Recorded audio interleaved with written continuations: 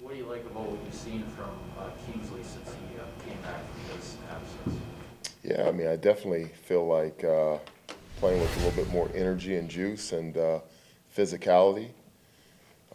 He's always been athletic, but now he's really, being strong at the point of attack. He's affecting the quarterback. So, yeah, I like what he's doing. Just got to keep it up. Jerry, you've coached under a handful of defensive coordinators here. What's it been like to coach under Joe? Not better or worse, but just different. What's been different about coaching under him? Yeah, you know what? It's been good. One, he allows you to coach. He asks for your opinion. He values your opinion and your expertise in your area. And, 9 times out of 10, he's going to go with what you feel. And that's really nice and rewarding as an assistant when you put in the time and effort in what your specialty is. And he comes to you and says, "What do you think?" And he's like, "Okay, let's do it." It just, shoot, you enjoy working for a guy that values you. So it's really good.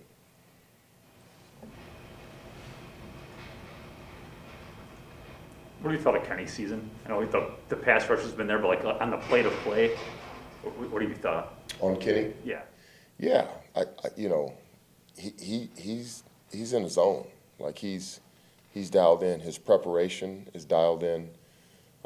He's putting the time in. He always has. But I mean, you can ask him questions about things that we've prepped, and he's dialed in. Like he's seeing things.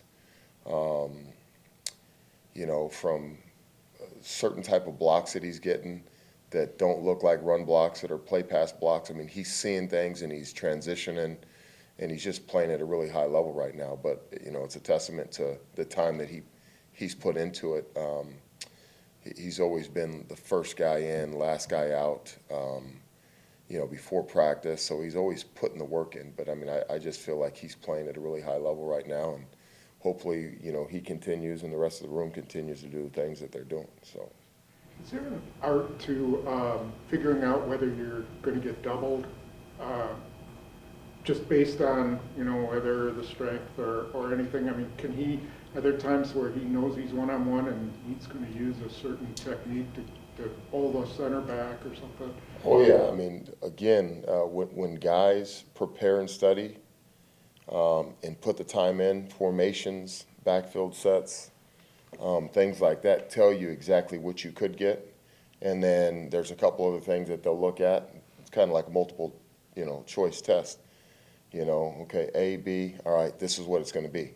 And all you do is, you study, you prepare, you see it. Now, if you see one thing, you look at the next, and now you know that this is what it's going to be. And then there's other times where you don't, and you play and you rely on your technique and fundamentals, which he prides himself in. He works really hard on those things. So when he doesn't have a clue about what's going to happen, he resorts back to his fundamentals, which is phenomenal, So, yeah. At times he just gets under a center and just drives him back. Is that just his get off, or I mean, is that something physically gifted, or is there a technique there? Well, I mean, obviously we teach hips and hands, but I mean, you can only teach that stuff so much. I mean, you got to go out and do it. And he's a guy that he does it at a high level. And there was a game where Tyler Lancaster in the Minnesota game, coming out of his hips, playing with his hands. So it's what we teach, but at the same time, you got to believe in it, and you got to be able to go out and do it and knock the line of scrimmage back. And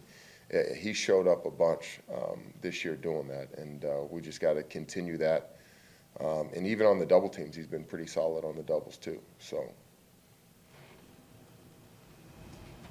Anything else from you guys?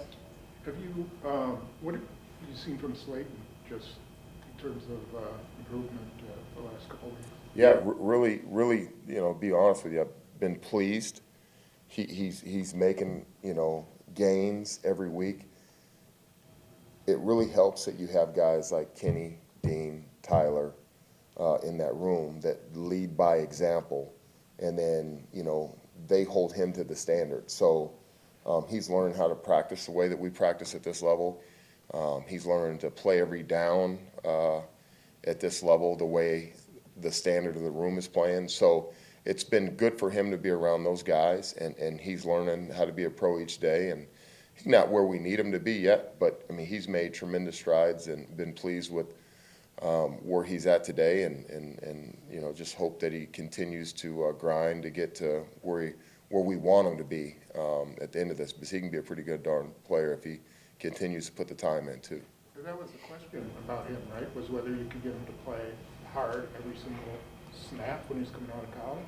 Well, that was a knock. So, you know, but at the end of the day, every team and every D-line room is different. You know, he just happened to come into one that plays at a high level and prepares, and so that helps a guy like that doesn't know what it looks like, you know, and to be able to follow a guy like Kenny and see how it's done, and then Kenny's a great leader too. So if he sees something with TJ, he may say something before I say something to him. And then sometimes coming from Kenny, instead of big brother, coach, dad, sometimes it's just as good coming from him. And he's like, damn, he's saying the same thing coach is saying. But you know, it's called accountability. And so that's been really neat, the leadership of those guys in that room. So We're going to go to Zoom for one. Katie, go ahead. Aaron Nagler. Coach, as a guy who played at Iowa and then coached at Michigan, how was the Big Ten championship? Could you enjoy it? But how hard was that? Well, I went. My son's committed to Iowa, and my wife played volleyball at Iowa, so I'm Iowa through and through. Yeah, I felt like it was going to be a win-win for me. You know, even though I wanted the Hawks to win, I still do follow the Michigan program and have strong ties there with a lot of the former players that I've coached. And yeah, I obviously wanted the Hawks to win. Let's just make sure that's known. But you know, I was happy to see that they're getting back to where they were. But I wish that was us standing on the podium, if that makes sense. So. But yeah, it was tough. I shouldn't say it was tough. I had fun, great atmosphere. My son had a blast, and the family. It was good to, one, get away for a little bit, but and then to go watch the Hawks and see a bunch of former players, so teammates, I should say.